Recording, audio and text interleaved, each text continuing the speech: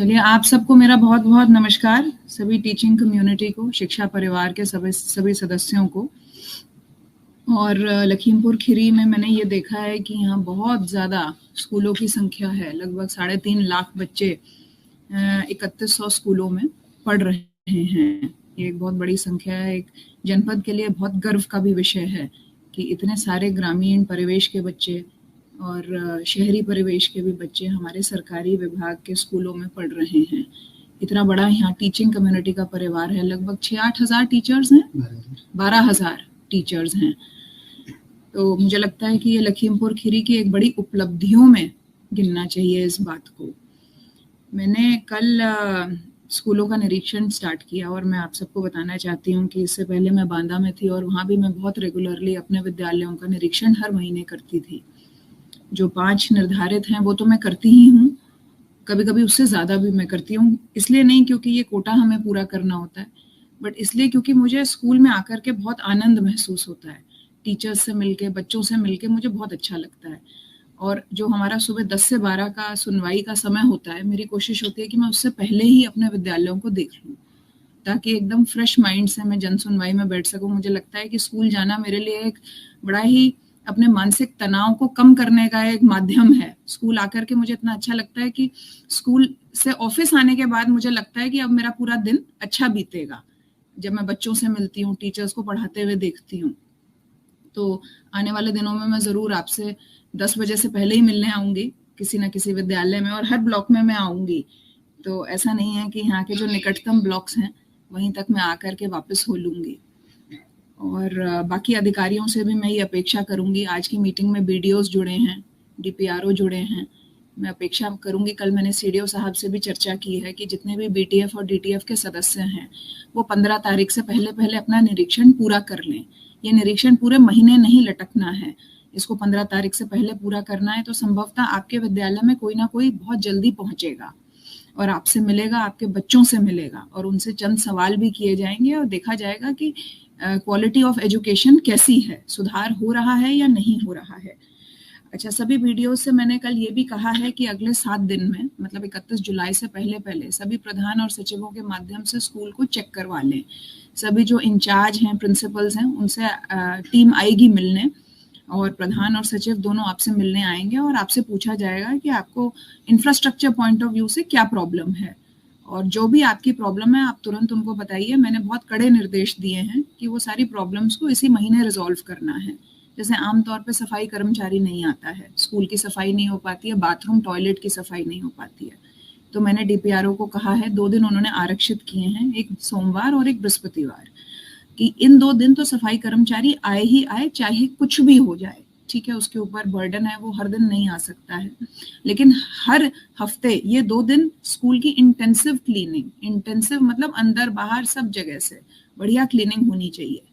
और अगर इसके बावजूद, इन निर्देशों के बावजूद मान लीजिए सफाई कर्मचारी नहीं पहुंचता है आपके विद्यालय, तो आपको लिख करके देनी है रिपोर्ट कि हमारे यहाँ इन 2 दिनों में विद्यालय में नहीं आया सफाई कर्मचारी और कृपया इनका वेतन आहरित न किया जाए। और ऐसा करने में आप लोगों को बिल्कुल निर्भीक रहना है, कहीं भी आप लोगों को डरना नहीं है कि प्रधान आपकी जान खा जाएगा, क्योंकि प्रधान के माध्यम से सफाई कर्मचारी का वेतन निकलता है। ठीक है, हम लोग इसी काम के लिए यहाँ खड़े हैं, हम लोग सफाई व्यवस्था सुनिश्चित कराना चाहते हैं, और कहीं भी कोई विरोध नहीं होता इस चीज को लेकर के, सिर्फ इसलिए क्योंकि हमने हफ्ते में सिर्फ 2 दिन की मांग रखी है कि 2 दिन विद्यालय की सफाई होनी ही है। और मुझे लगता है कि अगर आप गांव जा रहे हो तो सबसे पहले स्कूल ही सबसे ज्यादा इंपॉर्टेंट चीज है। तो बीडीओस को भी मैंने सेंसिटाइज किया है कि सारे काम छोड़ करके आप अपने स्कूल को चमकाने में जुट जाइए। इसीलिए आपके स्कूल में जो आपके गांव का सचिव है और प्रधान है, वो बहुत जल्द आपसे आकर के मिलेगा। तो ये तो थी सफाई की बात। इसके अलावा मैंने उनको ये भी कहा है कि वो जाकर के देखें कि पीने के पानी की क्या व्यवस्था है, पीने का पानी है कि नहीं है। कल जिन स्कूलों में मैं गई, मुझे वहां पीने के पानी की व्यवस्था अच्छी नहीं मिली। अब इसके लिए मैं शिक्षकों को जिम्मेवार नहीं ठहरा रही हूँ, अभी मैं शिक्षकों पे बाद में आऊंगी। जो व्यवस्थाएं हमें रूरल डेवलपमेंट या पंचायती राज के माध्यम से करनी है, पहले मैं उन पे चर्चा कर रही हूँ, पर आपको इसलिए बता रही हूँ सभी शिक्षकों को, ताकि आप उस चीज की जानकारी आपको रहेगी, तो आप अपने यहाँ जितनी भी कमियां हैं उनको बहुत जल्दी पूरा करा पाएंगे। सचिव और प्रधान की मदद से या एडीओ पंचायत की मदद से या बीडीओ साहब से डायरेक्ट संपर्क करके।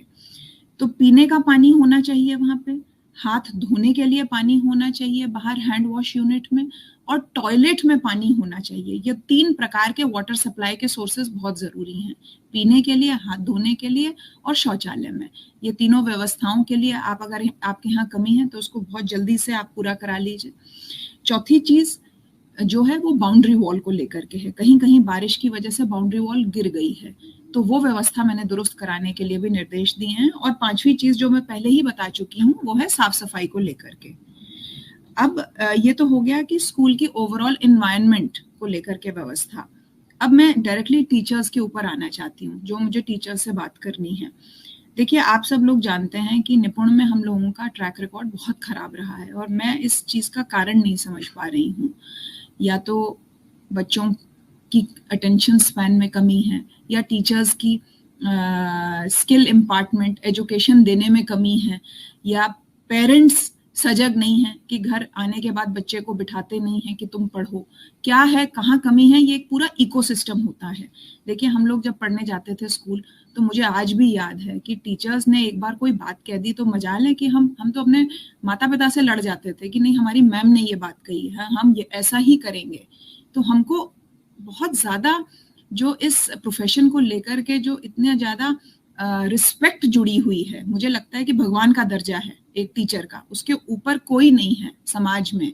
जो आप लोगों का दर्जा है, जितना सेवा भाव आपके प्रोफेशन में, देखिए मेरे 2 बेटियां हैं, ठीक है, 2 को पढ़ाने में मेरी हालत खराब हो जाती है, और आप लोगों को एक क्लास में 30-40 बच्चों को पढ़ाना होता है। मैं इमेजिन भी नहीं कर सकती कि कैसे आप लोग पढ़ाते होंगे। इसीलिए टीचिंग को सबसे ज्यादा नोबल और सबसे ज्यादा मुश्किल प्रोफेशन भी माना जाता है, कि किसी बच्चे को पढ़ाना सबसे मुश्किल काम है। एक बच्चे को पढ़ाना और एक छोटे बच्चे को खाना खिलाना, ये 2 बहुत मुश्किल काम है। लेकिन खाना खिलाने में तो आजकल क्या करते हैं लोग, टीवी चला देते हैं, यूट्यूब चला देते हैं, और बच्चे का ध्यान बटा के उसको जैसे तैसे खिला देते हैं। लेकिन पढ़ाने में तो आप क्या ध्यान बटाएंगे, उसमें तो आपको सारा ध्यान बच्चे का आकर्षित करना है, केंद्रित करना है। तो देखिए, टीचिंग प्रोफेशन जितना मुश्किल है, उतना ही सरकार द्वारा इसको सिस्टमेटाइज करने का भी प्रयास किया गया है। जैसे करिकुलम डिफाइन कर दिया है, आपके लिए संदर्शिका बनाई गई है। अब कहीं ना कहीं मुझे लगता है उनका प्रयोग नहीं हो रहा है। पाठ्यक्रम में हम लोग पीछे पिछड़ते जा रहे हैं। अभी भी हम मई का पाठ्यक्रम में हैं। और देखिए, मैं तो बहुत ज्यादा रिलीजियस नहीं हूं कि भाई पाठ्यक्रम में हमें ज्यों के त्यों रहना है। मेरा फोकस ये होता है कि आप अगर पाठ्यक्रम में पीछे भी हैं तो कम से कम जितना आपने पढ़ाया है बच्चे को, वो उसको पूरा आना चाहिए। अगर हम पीछे भी चल रहे हैं पाठ्यक्रम में और हमारा बच्चा सवाल का जवाब भी नहीं दे पा रहा है, तो फिर मुझे लगता है कहीं ना कहीं ये बहुत बड़ा प्रश्न चिन्ह है कि ना तो हम समय से पढ़ा पा रहे हैं, और जितना हम पढ़ा रहे हैं उसकी भी गुणवत्ता पे सवाल उठ रहे हैं। तो कुछ चीजें हैं जो हमें मूलभूत परिवर्तन करने की जरूरत है, और बहुत सिंपल चीजें हैं। ये 4-5 चीजें हैं, ये बोल करके मैं अपनी बात भी समाप्त करना चाहूंगी।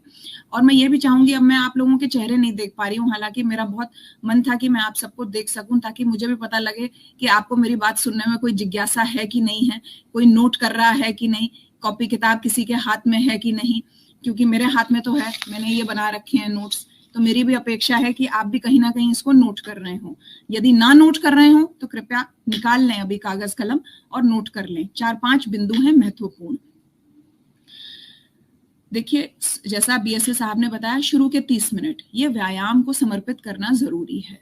पहले हमने 1 घंटा निपुण आवर के लिए समर्पित किया था, पर मुझे ऐसा लगता है कि अगर बच्चों को हम आते ही स्कूल में खेल में लगा दें आधे घंटे के लिए, तो एक वार्म अप का माहौल बन जाता है। जो सुस्ती आ रही होती है बच्चों में, पढ़ने का मूड नहीं होता है, बच्चे सचेत हो जाते हैं, उनका अलर्टनेस लेवल इंप्रूव हो जाता है। और आपके पास प्ले मटेरियल भी है, अधिकांश स्कूलों में, जहां नहीं है वहां पहुंच रहा है, तो आपका प्ले मटेरियल भी यूज हो जाएगा और एक सुदृढ़ तरीके से यूज हो जाएगा। इन द सेंस हर दिन आधा घंटा आपने उसको यूज कराना ही कराना है, तो आपका प्ले मटेरियल भी यूज हो रहा है, बच्चों को भी डायरेक्ट उसका लाभ मिल रहा है। और अगर कहीं ना कहीं वो बच्चे लेट आ रहे हैं तो वो उस आधे घंटे में स्कूल पहुंच जाएंगे, तो वो भी पढ़ाई में पीछे नहीं छूटेंगे। और हो सकता है कि आप लोगों को भी उनके साथ, बच्चों के साथ खेलने का मन करे, आप लोगों को भी आनंद आए। मैं चाहूंगी कि बच्चों के साथ आप लोग भी खेलें, खिलाएं भी और खेले भी, ताकि बच्चों को इन्वॉल्व फीलिंग हो टीचर के प्रति।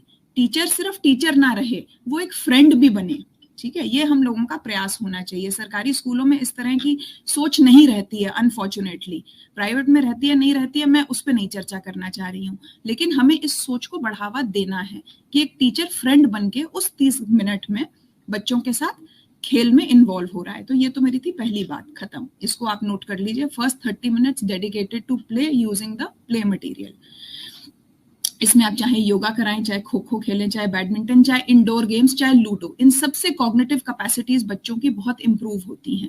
तो स्कूल के अंदर भी बच्चे खेलें, स्कूल के प्रांगण में भी खेलें।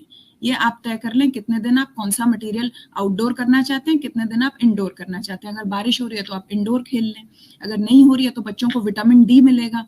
विटामिन डी की बहुत ज्यादा कमी हो रही है, जिसकी वजह से बोन डेफिशिएंसी हो रही है, तो विटामिन डी की भी हम लोग पूर्ति कर पाएंगे। तो ये थी मेरी पहली बात।